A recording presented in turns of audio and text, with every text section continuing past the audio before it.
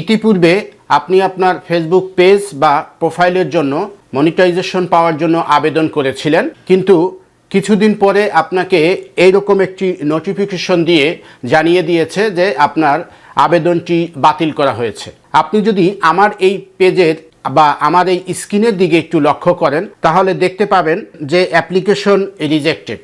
এরপরে এখানে কিছু ক্রাইটেরিয়া এবং শর্তাদি লিখে দিয়েছে যে আপনার এই পেজ বা প্রোফাইলে ইনস্ট্রিম অ্যাডের জন্য বিজ্ঞাপন বা বিজ্ঞাপনের অনুমতি নেই, যার ফলে আপনি মনিটাইজেশন পাওয়ার জন্য আবেদন করতে পারেন না। তবে হ্যাঁ, আবেদন করা যাবে না, কিন্তু আপনি চাইলে আমাদের ফেসবুক বা ফেসবুকের নীতি অনুসরণ করে আপনি নিয়মিত কন্টেন্ট বা প্রোডাক্ট শেয়ার করে যেতে পারেন এবং পরবর্তীতে নির্ধারিত একটি সময় এখানে এই যে অ্যাপ্লাই অ্যাগেইন নাও অন, এখানে একটি টাইম এবং ডেট দেয়া ছিল বা দেয়া আছে। ওই নির্ধারিত সময়ের মধ্যে আপনি বা ওই সময় আপনি এই পেজের জন্য আবারও মনিটাইজেশনের জন্য আবেদন করতে পারবেন, এমনটাই বলছে ফেসবুক। এখন কথা হচ্ছে যে এইভাবে মনিটাইজেশন আবেদন আপনার রিজেক্টেড হচ্ছে কেন। আমাদের আজকের ভিডিওতে আমি এটাই শেয়ার করব।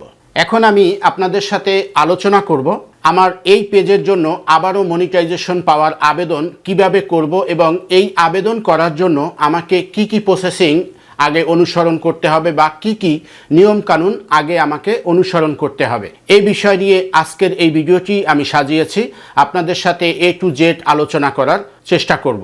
এর আগে বলে রাখি, আমার পেজে যদি নতুন হয়ে থাকেন তাহলে ফলো করবেন এবং চ্যানেল থেকে দেখলে চ্যানেলকে সাবস্ক্রাইব করার জন্য অনুরোধ রইল। আপনার পেজ বা প্রোফাইলে যদি এই ধরনের পলিসি ইস্যু বা এই ধরনের একটি ড্যাশবোর্ড ওপেন হয় বা রিজেক্টেড হয়ে যায় আবেদনটি, সেক্ষেত্রে আপনি ধরে নেবেন আপনার এই পেজে 100% কোনো না কোনো সমস্যা আছে। আপনি বা আমি মনে করতে পারি যে আমাদের এই পেজ বা প্রোফাইলে কোনো কন্টেন্টই আমি অন্যের কোনো কন্টেন্ট আপলোড করিনি বা সম্পূর্ণ কন্টেন্ট আমার নিজের এবং অরিজিনাল কন্টেন্ট। তারপরও কেন আবেদন আমার রিজেক্টেড হয়েছে সেটাই মূল আলোচনা, মূল বিষয়।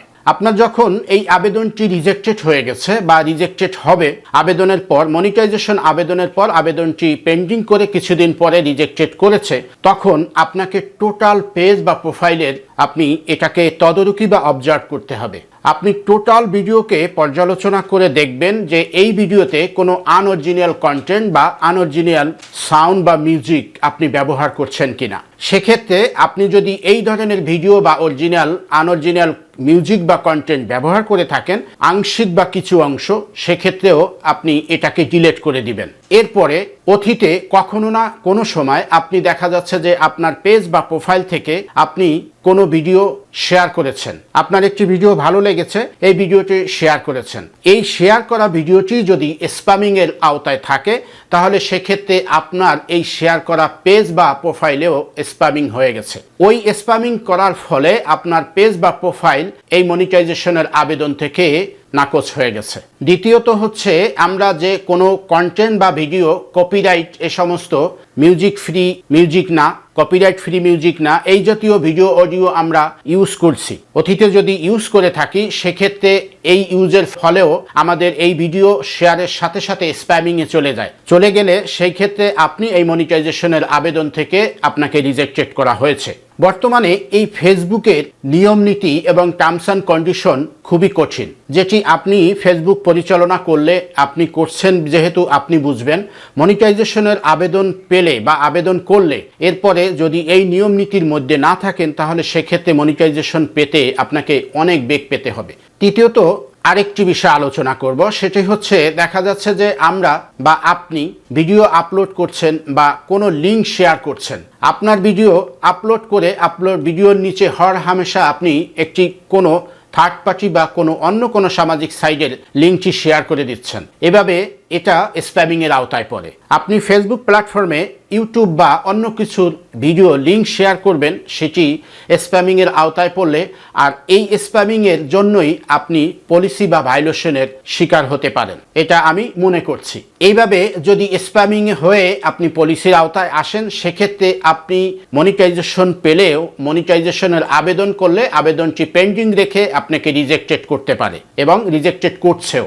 এরপরে আমি চতুর্থত আলোচনা আলোচনা করব, যেটি হচ্ছে আমরা মনে করি আমাদের একটি মোবাইল, আমাদের কাছের যে মোবাইলটি আছে এই মোবাইলে 2-3টি ফেসবুক আইডি লগ ইন করে রেখেছি। এখন আমার কথা হচ্ছে যে আমি আমার একটি ইমেল অ্যাড্রেস বা একটি আইডি থেকে আমার এই আইডি লগ ইন করা, বা আমি একটি অ্যাডমিন নিয়োগ করেছি বা অ্যাডমিন আমি নিজেই, সেই আইডি পরিচালনা করছি আমি, কিন্তু আমার এই পাশাপাশি 3-4টি আইডি আছে যেটা আমার এই একই মোবাইলে লগ ইন করা আছে। সেক্ষেত্রে আপনি কি করছেন, অন্য ওই আইডি লগ ইন করে আবার আপনি আপনার ওই যে ভিডিও ছেড়েছিলেন বা শেয়ার করছেন, ওই ভিডিওটি আপনি এই আইডি থেকে শেয়ার করছেন হরহামেশা। এটাও স্প্যামিং এর আওতায় পড়ে। কারণ হচ্ছে আপনি যে মোবাইলটি ইউজ করছেন ওই মোবাইলটির IMEI number Facebook algorithm automatically ধরে নিতে পারে। যেই ভিডিওটি শেয়ার করেছেন সেই ভিডিওর আইমি নাম্বার এবং শেয়ার করা পরবর্তী ভিডিওর আইমি নাম্বার একই হলে সেক্ষেত্রে আপনাকে ফেসবুক অ্যালগোরিদম স্প্যামিং এর আওতায় ফেলবে আপনার এই পেজ বা প্রোফাইলকে। আশা করি বুঝতে পারছেন আজকের ভিডিওটি কেমন লেগেছে।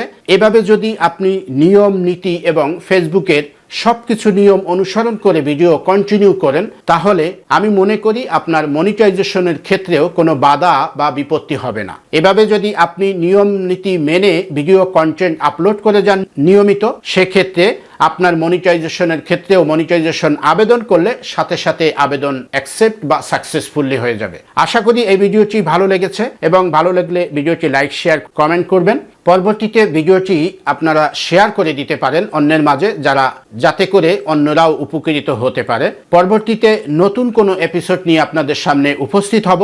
ততক্ষণ ভালো থাকবেন, সুস্থ থাকবেন। আল্লাহ হাফেজ।